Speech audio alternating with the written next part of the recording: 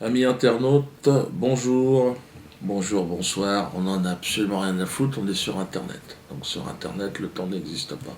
Soutien à Bachar al-Assad, vous le savez, ils veulent lui casser la gueule. Ah, là, ils sont montés au créneau, là. Donc non, moi je suis contre cette intervention, donc je le dis. Hein. Si vous en avez rien à foutre, évidemment, c'est pas grave, c'est la même chose. Alors, revenons à mes affaires, à nos affaires, à la France. Après Moscovici, ministre de Moscovici, hein, je ne sais pas exactement, j'ai dit Moscovici. Oui, moi je l'appellerai Moscovici. Après Moscovici, ministre, quand même, il semblerait, de l'économie et des finances, hein, qui lui s'en est pris directement à moi, hein, de manière ouverte dans un journal, il a dit tant que je serai là, tant que je serai ministre, Dieu donné ne jouera pas à Montbéliard. Voilà, apparemment il est du coin, franchement. Donc on a été obligé d'annuler une date, mais on est en procès contre lui, je vais l'attaquer. Hein. Donc il veut m'interdire de travailler. C'est lui qui m'envoie, il signe de lui-même maintenant mes avis d'imposition, enfin ce qui m'arrive, ce que je dois payer aux impôts, ça arrive de lui-même. D'un côté, il m'interdit de travailler, et de l'autre côté, il me demande de payer des impôts. Alors comment est-ce que je fais Alors, à un moment donné, un juge va être obligé de lui dire, écoute, tu peux pas faire ça. T'as pas le droit de condamner quelqu'un à payer plus encore que ce qu'il doit d'ailleurs. Enfin bon, tu ne peux pas condamner quelqu'un à payer et en même temps l'interdire de travailler, ça n'a pas de sens. Hein. Donc Pierrot, tu déconnes. Donc on va être obligé de te conduire devant un tribunal. Hein, parce qu'il va falloir que ça s'arrête.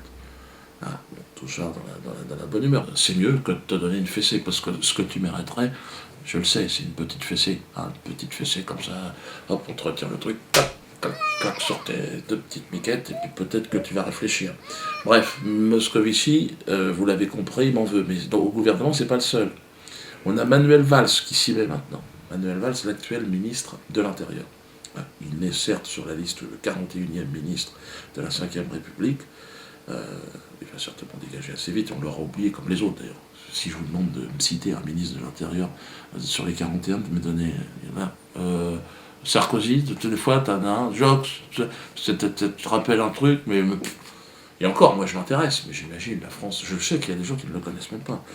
Mais bon, il semblerait qu'il soit ministre. Mais entre-temps, il nous emmerde. Et il me menace ouvertement. Hein. Moi et Alain Soral. D'ailleurs, Alain Soral et moi, d'ailleurs. Donc regardez, c'est affligeant. Et ce combat, il va continuer. Quand un journaliste, Frédéric Aziza, se voit insulté, calomnié, sali sur Internet par celui, M. Soral notamment, qui a inspiré l'extrême droite, qui trouve de bien curieuses liaisons avec d'autres, je pense à Dieudonné. Cela veut bien dire que le combat n'est pas terminé et que nous allons le poursuivre parce qu'il en va de la République, de la liberté de la presse et de la démocratie. Nous serions, selon cet homme, vous l'avez bien entendu, une menace, un danger pour la République. Moi, Dieudonné Mbala, un humoriste, un bouffon, et Alain Soral, un écrivain polémiste, bon, qui aime bien faire chier le monde. Là, la République, elle est en sécurité avec une brêle pareille. Vous imaginez bien que ça n'a pas de sens. Hein. Bon, vous avez constaté en plus la mauvaise qualité de son jeu d'acteur. Très très très mauvais. On dirait un acteur de film porno. A relaxed ass is a happy ass. But if it's a tight and unrelaxed ass, it's an unhappy ass. Il manque cruellement de charisme, cet homme, du fait, à mon avis, d'une absence totale de conviction profonde. Il est détesté par la police, d'ailleurs, il y a des policiers qui viennent me voir, regardez les policiers qui font des quenelles. Bad boys, what you gonna do? What you gonna do when they come for you? Bad boys, bad boys. Je suis obligé de se cacher, je leur dis non, ne le faites pas, parce qu'il va vous gueuler. L'autre, il me dit on s'en a rien à foutre, de toute façon, c'est un connard. Ah, un enculé, j'ai dit non, parlez pas comme ça. Parlez pas comme ça. J'ai dit parlez pas comme ça, c'est quand même le ministre de l'Intérieur, c'est votre responsable. J'ai dit je veux pas rentrer là-dedans. Alors, même si lui m'injurie quelque part, mais c'est à la justice de décider. Donc cet homme ne sert que ses propres intérêts, vous l'avez vu, hein, ça on le savait. Et d'ailleurs s'il est là, c'est certainement, à mon avis, parce qu'il n'a aucune consistance et qu'il ne risque pas de faire de l'ombre à sa hiérarchie. Les fabricants de billets de banque, et puis la LICRA. Vous savez qu'il est convoqué régulièrement à la LICRA, c'est Alain Jakubowicz, le président de la LICRA. Cet homme, Jakubowicz, qui a menacé mes enfants dans un tribunal. Hein. Et devant témoins. Hein. De toute façon, tôt ou tard, cette affaire-là va exploser. Alain Jakubowicz, lors d'un procès devant des témoins, a menacé mes enfants. On sait où ils habitent, on va s'occuper d'eux. Voilà le type de raisonnement mafieux, si vous voulez, qui porte préjudice aux Français et à la France et à la République. Hein. Porte plainte contre Jakubowicz pour ça. Parce que là, en ce moment, il y a beaucoup d'avocats qui viennent me voir. On aimerait vous rendre service. Je dis, bon, j'ai des affaires à vous proposer. Signez la pétition pour dissoudre la LICRA, je vous le demande. Parce que lorsque nous en aurons fini avec ce chef de la mafia, qui est Alain Jakubowicz, l'air sera beaucoup plus respirable. Donc voilà la pétition, signez-la surtout. Nous sommes près de 30 000. C'est énorme, c'est colossal. Sachez que là, nous mettons le doigt sur quelque chose qui va forcément créer des réactions. Doucement, doucement, on avance. Hein. Alors, pour revenir à Manuel Valls, il a quand même une capacité de nuisance importante. Hein.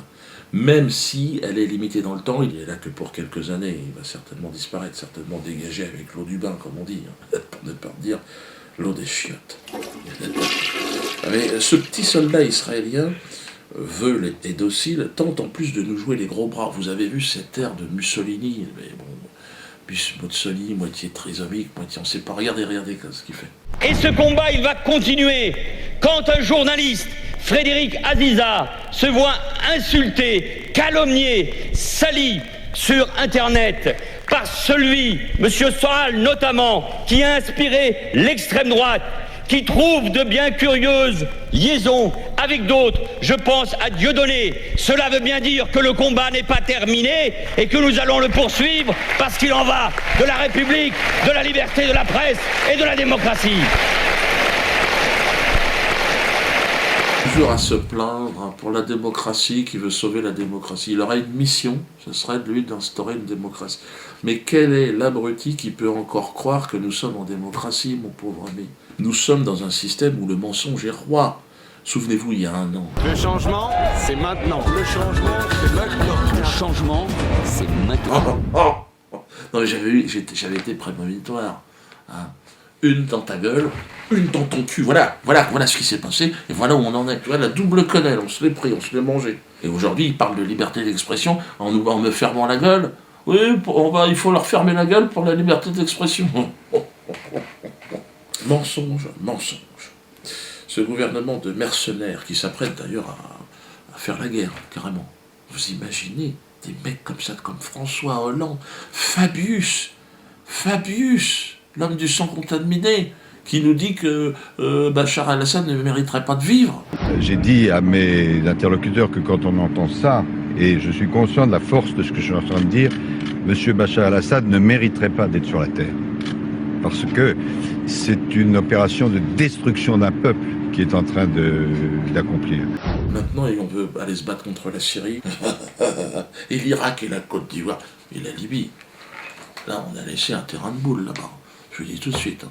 Ils ont fait un couloir humanitaire entre les Rothschild et les puits de pétrole. C'était ça. C'est le couloir humanitaire. Et en plus de ça, la Syrie, je dis aux soldats français, n'y allez pas. Vous allez tous mourir. N'oubliez pas que derrière cette guerre, c'est la Russie et c'est la Chine.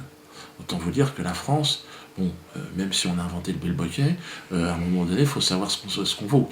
On vaut que dalle, il ne faut surtout pas y aller.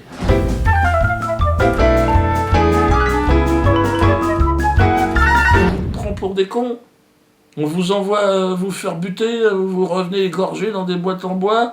Parce que vous n'êtes pas préparé, vous êtes envoyé vous allez vous battre en Syrie. Eh ben franchement, hein, vous allez revenir dans des boîtes en bois, pas en chocolat. Enfin, et puis ça sera en plus toute l'équipe de la racaille qui sera là, qui va prendre dans vos bras votre famille.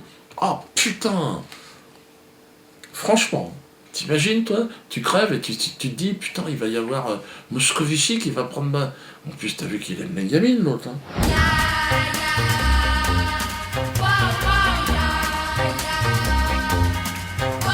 Vous savez, comme disait le Mahatma Gandhiji, le Bapou, on l'appelait Bapou aussi. Mais ça c'est bizarre, parce que ça, Bapou, c'est bizarre. Et lui, il avait prôné cette organisation de la résistance à l'oppression gouvernementale par la désobéissance civile. Désobéissez dans l'armée, partout, désobéissez. Mettez un caillou dans les lentilles, votre grain de sable dans les rouages. Bon, si ça peut être un rocher, ne vous inquiétez pas, allez-y, lâchez-vous. Tout ce qui peut faire en sorte que ça foire est très très bon. Comprenez? Parce que derrière, bon, de toute façon, ça ne peut pas être pire qu'aujourd'hui. Message à la population carcérale de France. Vous êtes en prison, alors pour beaucoup, vous l'avez mérité. Chut, tais-toi, ferme-la, tu l'as mérité. Mais vous devez aussi vous organiser. Vous savez qu'il existe aujourd'hui une possibilité de contestation. Contestation ouvrière carcérale, le COC. Ça, c'est un syndicat qui vient de s'ouvrir. Adhérez à ce syndicat, j'en suis le responsable de la communication. Hein, le président est Germain Gueff, vice-président Hakim Belloulou, vice-président encore Mohamed Abouzal, Sami Lamy, trésorier général Alfredo Stranieri, hein, on va dire qu'il s'y connaît, secrétaire honoraire Ilish Ramirez, secrétaire principal Pascal Germain, secrétaire et responsable de la décoration Philippe Abitbol. Et donc, je serai le responsable de la communication de ce syndicat pour les détenus. Inscrivez-vous, organisez-vous les détenus. Alors, si vous avez de la famille qui est en prison, eh bien, elle doit s'inscrire. Alors, pour s'inscrire, eh bien, ça va apparaître en bas. Il faut envoyer une lettre au président, 17 rue de l'Abbaye à Poissy. Hein, enfin, c'est la maison centrale de Poissy. Et c'est Germain Gueff qui va gérer tout ça. Vous vous inscrivez, pourquoi? Parce qu'ensemble, vous serez plus fort pour faire respecter vos droits. Et puis il y a des petites quenelles en prévision, parce que quand vous êtes en prison, hein, vous avez un peu de temps, alors plutôt que de vous prendre la tête et de devenir complètement cinglé, autant participer aussi à votre manière à la révolution. Germain et Alfredo l'avaient montré avec le mariage pour tous, hein. Ils avaient mis à genoux la République, ils ont détruit ce qui restait de République. Lorsque le maire leur a donné ces deux criminels, ces deux assassins, un livret de famille, en leur disant que leur famille était exactement la même que ce jeune couple qui va s'installer un peu partout en France, 20-30 ans, pour faire des enfants, et être des vachalettes du système. Donc n'hésitez pas, hein, vous qui êtes prisonniers, vous n'êtes pas pour autant des bêtes. Hein. Vous avez la possibilité de vous exprimer. Alors adhérez au COC. Comme le dit moi je suis responsable de la communication. Donc je dirais, baisse pas ton froc, adhère au COC. Ça sonne bien, ça devrait fonctionner.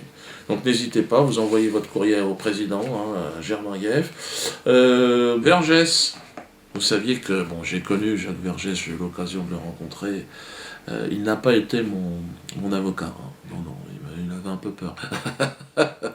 Après Barbie, après tout ça, Carlos. Alors, bon, Vergès, moi je l'ai rencontré et je l'ai apprécié. On a mangé ensemble et je me suis déplacé à ses obsèques. Et il m'a été reproché d'y être allé en Bermuda. J'ai trouvé ça quand même extraordinaire, je pense pas que ça l'aurait choqué. Il faisait chaud, j'ai pas eu le temps de rentrer chez moi.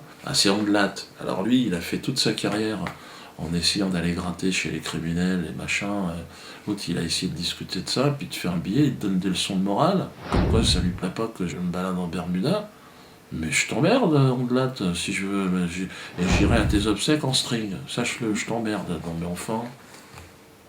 L'autre, à chaque fois qu'il y a une affaire criminelle, l'autre il se frotte les mains. Ouais, super, on a buté des gosses, ils les ont violés, en plus c'est cramé, on va faire une belle émission. Et l'autre il me donne des leçons de morale parce que je me balade en Bermuda. Non mais tu te prends pour qui, toi?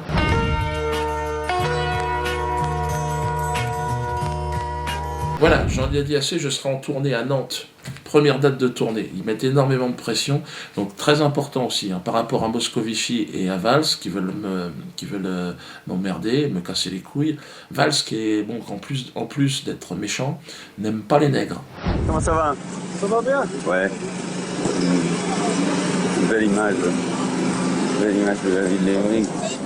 Vous me mettez quelques blancs? Non, quelques blancs, quelques white, quelques blancos. Pour moi, il n'est pas ministre. Non. Moi, au niveau président, je me suis arrêté à Pétain. Ouais, j'aime bien sa casquette, sa moustache. Je trouve qu'il avait un côté Georges Brassens. Et que j'ai apprécié Pétain. J'ai apprécié. Et puis il avait du nez. Hein. Il voyait où ça foire. Il a dit, oh là! Tu vois, il voyait. Et si on se remémore bien ce qu'il a dit, je pense que on se sortirait peut-être de la merde. On récupérerait peut-être le triple A.